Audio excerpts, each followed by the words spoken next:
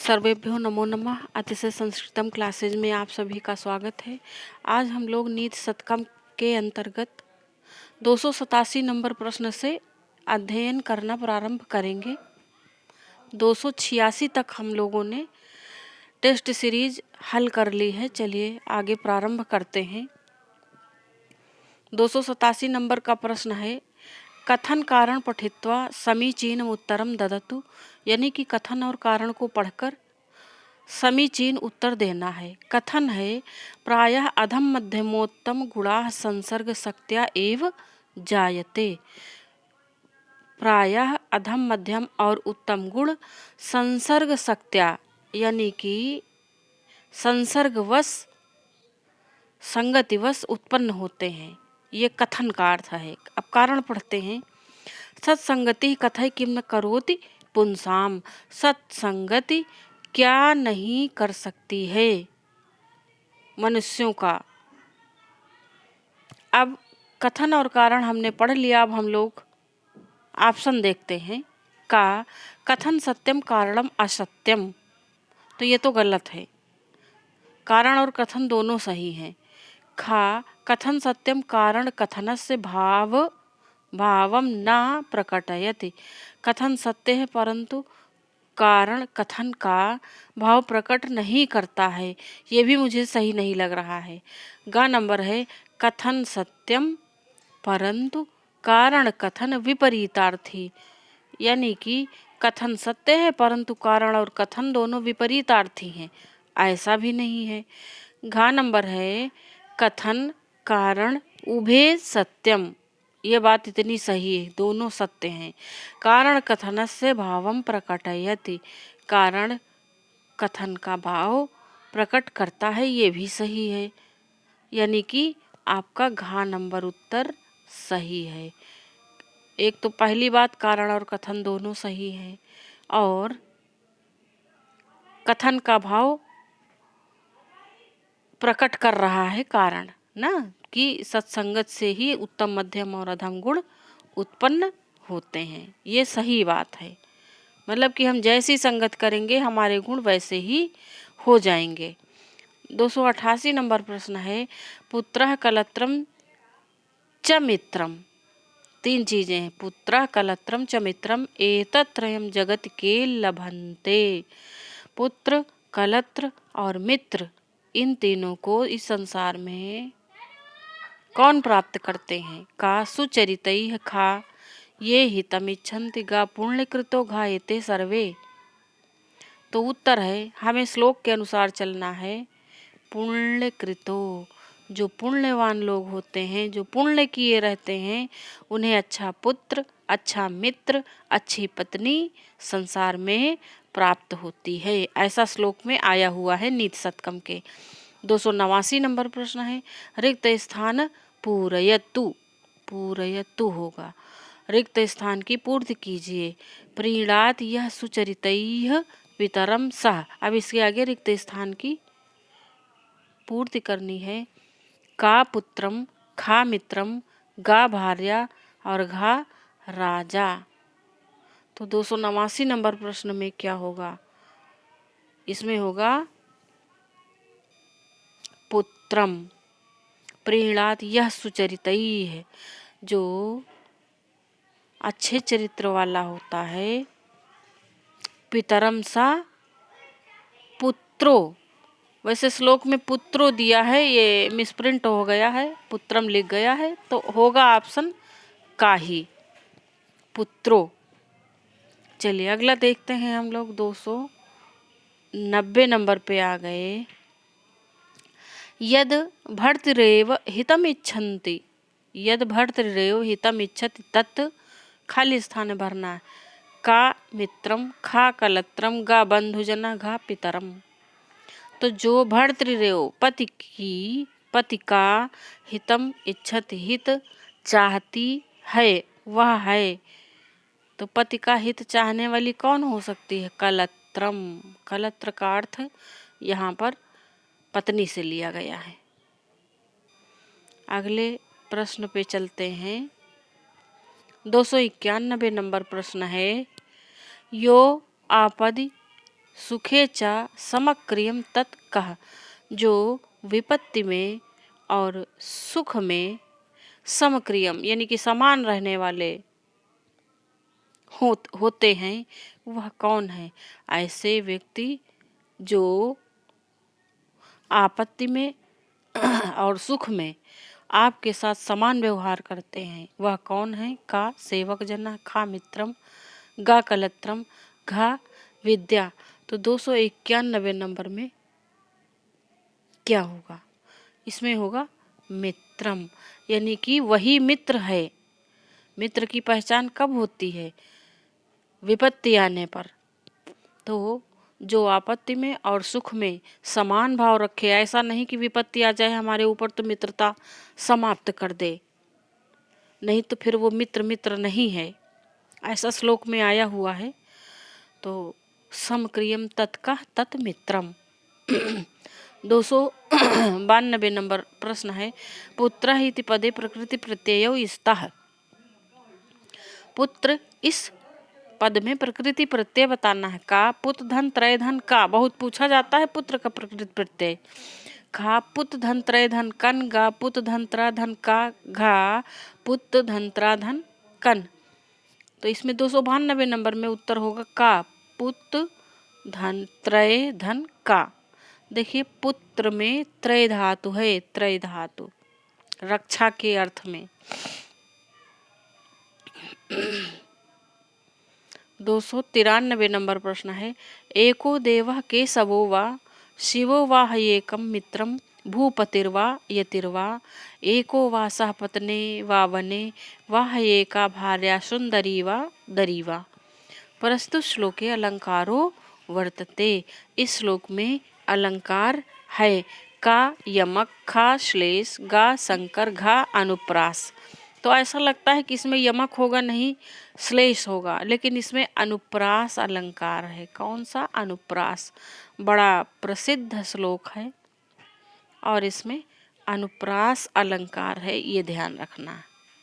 अगला श्लोक है, अगला प्रश्न है 294 नंबर का प्रश्न है। और प्रश्नोत्तरी अच्छी लग रही है तो प्लीज़ लाइक शेयर और सब्सक्राइब अवश्य करें। प्रस्तुत श्लोक के छंदो वर्तते। इस प्रस्तुत श्लोक में छंद कौन सा? इसी में पूछा है। ये देखिए जो ऊपर लिखा है श्लोक, इसी में पूछा है, एको देवा केशवो वा। क्योंकि हमने दोबारा लिखना नहीं चाहा, इसलिए हमने पूछ लिया प्रस्तुत श्लोक के छंदो वर्तते। का शालिनी, खा मालिनी, गा वसंत तिलका और घा द्रुत विलंबित। तो कौन सा छंद है? तो इसमें शालिनी छंद है। कौन सा छंद है? शालिनी छंद है। इसमें देखिए एक बार फिर से दिखा देते हैं। इसी श्लोक में अलंकार भी पूछा है और छंद भी पूछा है। एको देवः केशवो वा शिवो वा हयेकं मित्रं भूपतिर्यतिर्वा एको वा सह पत्ने वा वने वा हयेकं भार्या सुंदरी वा दरी वा। इस श्लोक में शालिनी छंद है। कौन सा छंद है? शालिनी छंद है। अब देखिए इसी श्लोक से और प्रश्न है 295 नंबर। दरी इति शब्दस्य अर्थः अस्ति का दरबार, खा दरवाजे, गा पर्वत और घा गुफा। तो दरी इति शब्दस्य अर्थम अस्ति गुफा, गुफा अर्थ है। 296 सुंदरी इति पदस्य प्रकृति प्रत्ययो स्तः। सु धन उन्द धन अरंधन गीप, खा सु मतलब बड़ा सु उन्द अरंधन गीप, घा सु उद अरंधन गीस, घा सु उद अरंधन गीन। तो क्या होगा यहाँ? इसमें होगा का नंबर उत्तर आपका सही होगा। सु धन उन्द धन अरंधन गीप, ये होगा सही और ये इम्पोर्टेंट भी है। का नंबर सु उन्द अरन गीप। चलिए अगला देखते हैं 297 नंबर। के जनाः अभ्यर्चनीयाः जगत। कैसे लोग इस संसार में अभ्यर्चनीय होते हैं यानी पूजनीय होते हैं। का नम्रत्वेन उन्नमन्तः, नम्रत्वेनोन्नमन्तः, खा परगुण कथनैः स्वान् गुणान् ख्यापयन्तः, गा साश्चर्यचर्या, घा एते सर्वे। 297 नंबर में क्या होगा? एते सर्वे, यानी कि ऐसे व्यक्ति जो चाहे जितना जिनके पास हो जाए लेकिन नम्रत्वेन, बड़े हो जाने पर भी विनम्र रहते हैं। और खा नंबर का अर्थ है कि पर गुण कथने स्वान गुणान ख्यापयंता, यानी कि दूसरे के गुणों का कथन करने में जरा भी उनके अंदर ईर्ष्या द्वेष नहीं रहता है। और साश्चर्यचर्या, आश्चर्य पूर्ण कार्यों को करने वाले। तो एते सर्वे, ऐसे लोग अभ्यर्चनीय यानी कि पूजनीय होते हैं। 298 नंबर प्रश्न है, प्रत्युत्तर इति पदे प्रत्ययः अस्ति। प्रत्युत्तर, इस पद में प्रकृति प्रत्यय बताना है। का, तरप, खा, तमप, गा, मतुप, घा, कतर। तो इसमें होगा 298 नंबर में तरप प्रत्यय होगा। तरप और तमप दो प्रकार के प्रत्यय हैं, मिलते जुलते। तो प्रत्युत्तर में तरप प्रत्यय, अगर पृथुतम होता तो तमप प्रत्यय हो जाता, यानी यहाँ पर तरप प्रत्यय है। 299 नंबर पे आ गए हम लोग। परोपकारिणाम स्वभाव भवति, परोपकारी व्यक्तियों का स्वभाव होता है। का, फलोद्गमैः नम्रास्तरवः इव, फल आने पर झुके हुए पेड़ों के समान।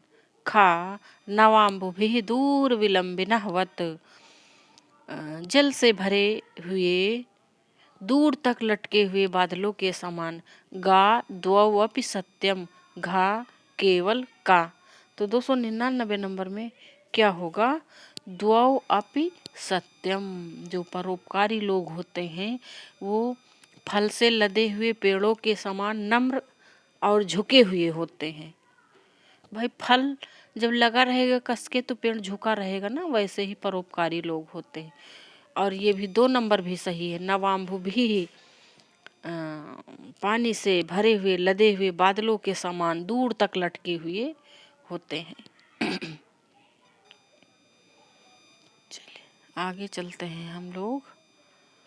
300 नंबर प्रश्न में आ गए। देखो अब तक हम लोगों ने नीति शतकम के 300 प्रश्न पढ़ लिए। 500 का हमारा टारगेट है, पूरे 500 प्रश्न करेंगे। भवन्ति नम्रास्तरवः फलोद्गमैर् नवाम्बुभिर्दूर विलंबिनो घनाः, अयं श्लोकांशः नीतिशतकस्य कस्य पद्धतेः उद्घृतास्ति। यह श्लोक देखिए, अभी इस समय हम थोड़ा स्लो चल रहे हैं। हमको लगता है हफ्ते में हम 2 ही वीडियो आपको दे पाते हैं। इस समय विद्यालय में थोड़ा सा बिजी रहते हैं और पेपर भी आपका थोड़ा सा डिले हो गया, तो हमें भी थोड़ा मौका मिल गया। लेकिन इसके बाद फिर थोड़ा जल्दी जल्दी काम किया जाएगा। चलिए देखते हैं यह श्लोकांश किस पद्धति से लिया गया है कि जो परोपकारी लोग होते हैं वह पेड़ों के समान नम्र होते हैं, फल से लदे हुए पेड़ों के समान, और जल से भरे हुए बादलों के समान दूर तक घने लटके हुए बादलों के समान। इस प्रकार से कुछ मतलब एकदम पर्टिकुलर अर्थ हम नहीं बता रहे हैं, बस सिर्फ आपकी स्मृति में आ जाए। तो यह श्लोक नीति शतकम की किस पद्धति से लिया गया है? का सुजन पद्धति, खा दुर्जन पद्धति, गा आज्ञ पद्धति, घा ना किमपि। तो 300 नंबर में होगा ना किमपि, क्योंकि इस ये जिस पद्धति से है उसका यहाँ पर जिक्र ही नहीं है। यह परोपकार पद्धति से है ना, और परोपकार पद्धति तो यहाँ इसमें ऑप्शन में दिया ही नहीं, इसलिए ना किमपि। 301 नंबर श्लोक है, प्रश्न है, श्रोतम श्रुतेनैव न कुंडलेन दानेन पाणिर्न तु कंकणेन, प्रस्तुत श्लोकांश नीति शतकम की किस पद्धति से लिया गया है? का सुजन पद्धति, खा मानसौर्य पद्धति, ग परोपकार पद्धति, और ग धैर्य पद्धति। तो यहाँ पर कह रहे हैं श्रोतम, यानी कान का जो आभूषण है वह वेद श्रुतियों का स्मरण करना मतलब सुनना है, ना कि कुंडलेन, ना कि कान का आभूषण है। और दानेन पाणिर्न तू कंकणेन, और हाथ का जो आभूषण है वह दान है। पाणी माने हाथ, हाथ का आभूषण दान है, ना कि कंगन। तो प्रस्तुत श्लोक किस पद्धति का है? तो यह श्लोक भी परोपकार पद्धति का है। हम लोग इस समय परोपकार पद्धति पढ़ रहे हैं। 302 नंबर श्लोक पे आ गए। श्रोतम श्रुते नैव अत्र श्रुते नैव पदस्य अर्थः अस्ति, यानी कि ये इतना वाक्यांश दिया है, श्लोकांश दिया है। यहाँ पर श्रुते नैव का अर्थ पूछा गया है। का श्रुतियाँ, खा स्मृतियाँ, गा वेद शास्त्र श्रवणेन, घा कर्ण। तो श्रुते नैव का अर्थ है वेद शास्त्र श्रवणेन। अभी अभी तो अर्थ बताया है, तो बताया है ना कि कान का आभूषण वेद शास्त्र का, श्रुतियों का श्रवण करना है, कुंडल नहीं है। 303 पापान निवारयति योजयते हिताय गुह्यम निगूहति गुणान प्रकटीकरोति। प्रस्तुत श्लोकांश से वर्ण विषयम अस्ति। इस श्लोक में वर्ण विषय है। पाप से दूर करता है, अच्छे कार्यों में लगाता है, गुह्यम निगूहति हमारे गलत कार्यों को छिपाता है, और गुणान प्रकटी करोत गुणों को प्रकट करता है। इसमें किसका वर्णन किया गया? का सत्संगति, खा विद्या, गा लक्ष्मी, घा सन्मित्र लक्षणम। 303 नंबर। तो इसमें किसका वर्णन किया गया है? ये तो बड़ा प्रसिद्ध श्लोक है ना। तो सन्मित्र लक्षणम, मुझे लग रहा सन्मित्र लक्षणम होगा। चलिए इसको अभी हम बाद में क्लियर करते हैं। अगला प्रश्न देखते हैं कि इसमें क्या होगा।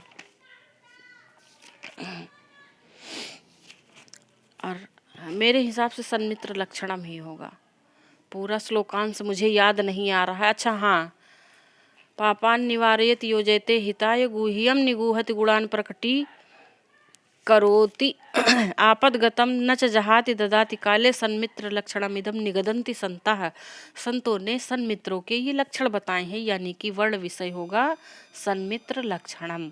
ये वर्ण विषय होगा, कन्फर्म हो गया। चलिए अगला देखते हैं। हम बहुत दिन हो गए ना पढ़े नहीं हैं, तो अब कंफ्यूज हो जाते हैं। 304 नंबर प्रश्न है। देखिए अब हमें काफ़ी दिन हो गए पढ़े, तो हमें कन्फ्यूजन हो जाता है। तो जब हम टेस्ट सीरीज बनाते हैं तो हमें फिर से देखना पड़ता है। सन्मित्र लक्षण मिदम निगदन्ति संतः, यह श्लोकांश नीति शतकम की किस पद्धति से लिया गया है? का मानसौर्य पद्धति, खा अर्थ पद्धति, ग परोपकार पद्धति, घा सृजन पद्धति। 304 नंबर प्रश्न का उत्तर क्या होगा? तो यह लिया गया है परोपकार पद्धति से। अब हम परोपकार पद्धति पढ़ रहे हैं। जब हम पढ़ते थे तो हमें नीति शतकम का सबसे कठिन प्रश्न पद्धतियों वाला लगता था, कि अगर पूछ लिया गया कि श्लोक देकर पूछ लिया कि यह श्लोक किस पद्धति से है, तो हम क्या जवाब देंगे, हमको नहीं आता था। यकीन मानिए हमने कंपटीशन निकाल लिया, लेकिन ये सवाल मेरा हल नहीं हुआ। ये वाला प्रश्न हमको नहीं आता था पहले, और कंपटीशन भी हमने निकाल लिया। संयोग ये था कि इस प्रकार का प्रश्न आया नहीं था, नहीं तो ये प्रश्न मेरा गलत होता। कारण ये था कि हम नीति शतकम के श्लोकों को पढ़े जरूर थे, लेकिन उनके भावों को, उनके वर्ण विषय को, उनके अर्थ को हमने समझा नहीं था। इसीलिए श्लोक सामने आ भी जाता था तो भी मैं पद्धति नहीं जान पाती थी। जबकि अब लगता है कि बहुत आसान, हम कैसे जान नहीं पाते थे। अब चाहे हमारी बुद्धि कम रही हो, चाहे जो रहा हो, लेकिन ये प्रश्न हमसे बनता नहीं था। 305 नंबर प्रश्न है। सन्मित्र लक्षणम इदम अस्ति, अच्छे मित्र का लक्षण यह है। का पापान निवारयति, पाप से निवारण करता है यानी हटाता है। खा गुह्यम निगूहति, गुणों को गुह्यम निगूहति, मतलब कि हमारे पापों को, निगूहति का क्या अर्थ होगा? देखिए, देख रहे हैं, छिपाता है। गुह्यम माने गुप्त बातों को, गुह्य जो गुप्त बातें हैं उनको छिपाता है, तो ये भी सही है। गुणान प्रकटीकरोति, गुणों को प्रकट करता, गा नंबर भी सही है, लग रहा है। और ये होगा का, खा, गा, ये घा हो गया ना। आपदगतम जहाति, विपत्ति आने पर चला जाता है। और अंगा नंबर, इसमें 5 ऑप्शन है, केवल का और खा, केवल का और खा। तो सन्मित्र का लक्षण है, ये देखिए, ये प्रश्न ही गलत कर दिया हमने। सन्मित्र का लक्षण का भी है, सन्मित्र का लक्षण खा भी है, और सन्मित्र का लक्षण गा भी है, और ये घा नंबर नहीं है। आपदगतम जहाति, विपत्ति आने पर चला जाता है, तो ये सन्मित्र का, अच्छे मित्र का लक्षण कहाँ हुआ कि हमारे ऊपर विपत्ति आई और हमारा मित्र भाग खड़ा हुआ, तो यही घा नंबर नहीं होगा। और इसमें ये ऊपर के तीनों ही सही हैं, समझ लीजिए। अगर ये जो अंगा नंबर ऑप्शन है इसमें का, खा और गा होता, तब ये वाला ऑप्शन हम सही कर सकते थे। ऊपर के तीनों ही सही हैं, घा नंबर नहीं सही है, इतना ये समझ लीजिए आप। चलिए अगला देखते हैं।